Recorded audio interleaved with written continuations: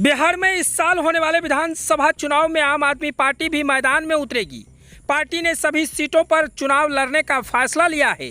दिल्ली आप के चीफ और पूर्व मंत्री सौरभ भारद्वाज ने बुधवार यानी आज इसकी जानकारी दी है। गठबंधन के सवाल पर उन्होंने कहा कि हम अकेले बिहार में चुनाव लड़ेंगे।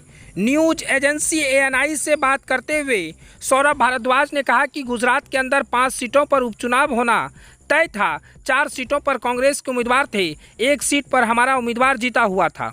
तो तय हुआ कि वहाँ जहाँ पर उनका उम्मीदवार जीता हुआ था वहाँ पर वो चुनाव लड़ेंगे। जहाँ हमारा जीता था वहाँ हम चुनाव लड़ेंगे। 4 सीटों के उपचुनाव हो गए। कांग्रेस ने चुनाव लड़ा, हमने वहाँ चुनाव नहीं लड़ा।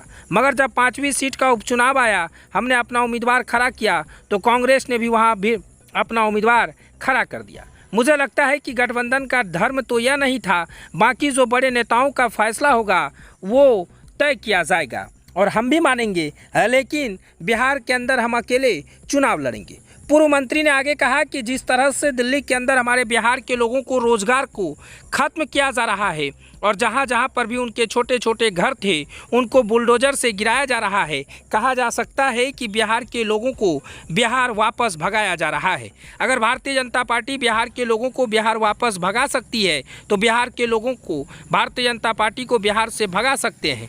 इसके लिए आगे उन्होंने कहा कि भारतीय जनता पार्टी की पॉलिसी झूठ बोलने की है। बार बार इतने झूठ बोलो कि लोग आपके झूठ को सच मानने लगेंगे। मुख्यमंत्री 31 मई को 100 दिन पूरे होने पर कहती है कि एक भी झुग्गी को नहीं तोड़ा जाएगा। अगले ही दिन मदारसी कैंप में करीब 800 झुग्गियों को तोड़ दिया जाता है।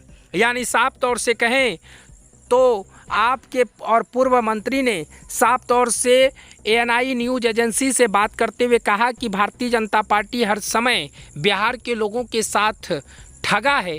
जब दिल्ली में बिहार के लोग रहते हैं तो उनके झुग्गी झोपड़ियों को तोड़ा जाता है। तो इस बार बिहार के लोगों ने भी मन बना लिया है कि बिहार से भारतीय जनता पार्टी को उखाड़ फेंकना है। यानी साफ तौर से कहें तो गठबंधन को लेकर भी उन्होंने क्लियर कर दिया कि जहां पर हम चुनाव लड़ रहे थे वहां पर कांग्रेस अपना कैंडिडेट खड़ा कर देती है। तो ऐसे में ये धर्म नहीं कहता है, इसलिए हम बिहार में अकेले चुनाव लड़ेंगे और 243 सीटों पर आप अपना उम्मीदवार उतारेगी। यानी आम आदमी पार्टी का उम्मीदवार 243 सीटों पर चुनाव लड़ेगा। यह ऐलान आम आदमी पार्टी में दिल्ली सरकार में पूर्व में मंत्री रहे सौरभ भारद्वाज ने मीडिया से बातचीत करते हुए ऐलान किया है। यानी साफ तौर से कहें तो तेजस्वी यादव के लिए ये बड़ा टेंशन है।